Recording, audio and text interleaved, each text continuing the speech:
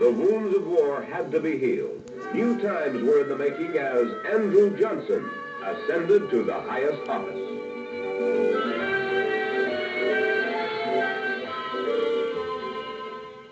When I sought to carry out Lincoln's policy of conciliation toward the defeated Confederacy and vetoed congressional bills which sought vengeance on the South, I was misunderstood. The lawmakers suspected my motives because I was a Southerner. And in 1868, the Congress sought to impeach me. The attempt failed by 1 vote. Though I was hated, there were some things which occurred during my term which would prove of great benefit to our nation. Alaska was purchased from Russia. The Atlantic cable joined North America and Europe.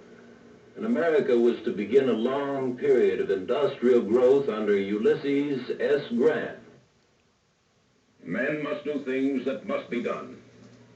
Sometimes one must fight it out on a line if it takes not only a summer, but many years.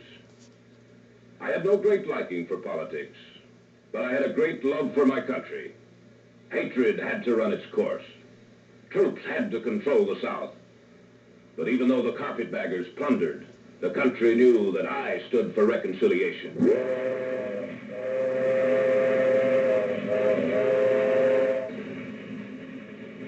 I saw years of great expansion as railroads joined the nation from east to west out in Ogden, Utah.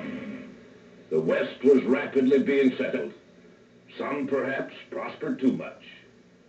But our nation on the whole prospered far more.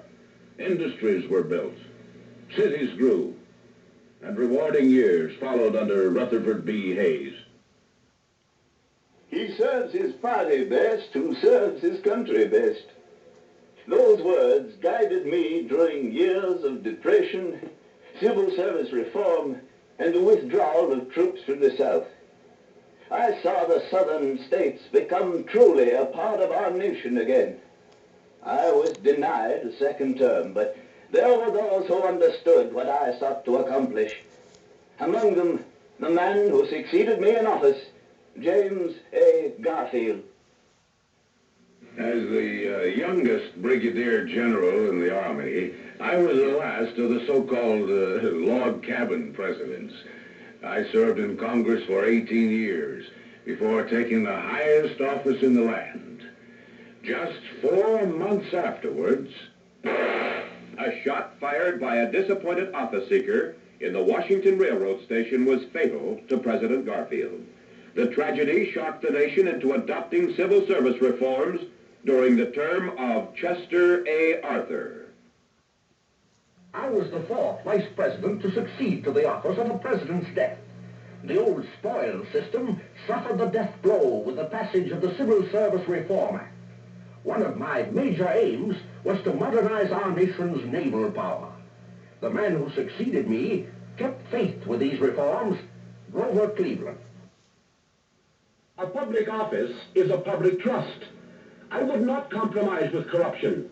And though I failed in my efforts for a second term, those who thought I was too uncompromising in 1888 decided 4 years later I had been right, thus making me the only man to be elected twice as president after being defeated between terms. I was the only president to be married in the White House. My successor was Benjamin Harrison. America, to me, was good. Great lives never go out, they go on. And America's had many great men. In a way, families in America live on as well, to give their best in great places and small. My great-grandfather was the signer of the Declaration of Independence, and my grandfather had been the 9th president. My father was a member of Congress, and I had the honor to serve as my abilities allowed. The next president was William McKinley. As president, I constantly worked for peace. And yet it is odd that I should be remembered for holding office during the period of the Spanish-American War. I had refused to intervene in Cuba on the grounds of humanity, but the loss of the battleship Maine in Havana Harbor brought the conflict upon us. Remember the Maine. War meant fighting with determination, because duty determines destiny. After the conflict, I sought a sound gold currency and protective tariffs, which brought our nation prosperity.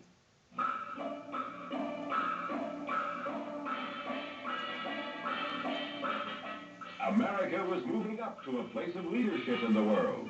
The horse and buggy era, though in full swing, saw signs of the future as horseless carriages sputtered onto the national scene.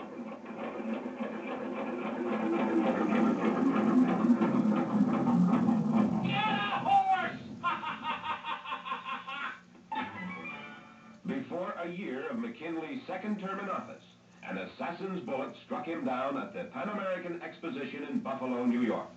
He was succeeded by Theodore Roosevelt.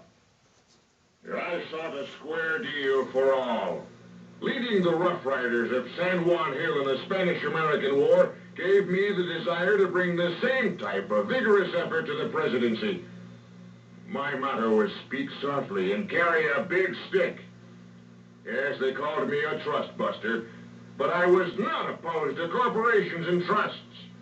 They were part of the American system of free enterprise. I was opposed to the powerful rich who bribed and cheated to gain their ends and acted in opposition to the public interest. I sought to show favor only to America and its priceless heritage. There were those who condemned my actions in South America, but Panama became a nation, and the construction of the Panama Canal was undertaken. The air age dawned with the Wright brothers' flight at Kitty Hawk, North Carolina, in 1903. I groomed my successor to carry out my policies. William Howard Taft. The great concern of my life was the law, not the presidency. As Roosevelt's successor, I strove to dissolve the dangerous oil and tobacco trusts. And, it was during my term that the income tax came into being. New Mexico and Arizona entered the Union to make 48 states. When Roosevelt ran against me on the Bull Moose ticket in my bid for his second term, the vote was split and the election went to Woodrow Wilson. Now, will you please move into the next room where our presentation continues?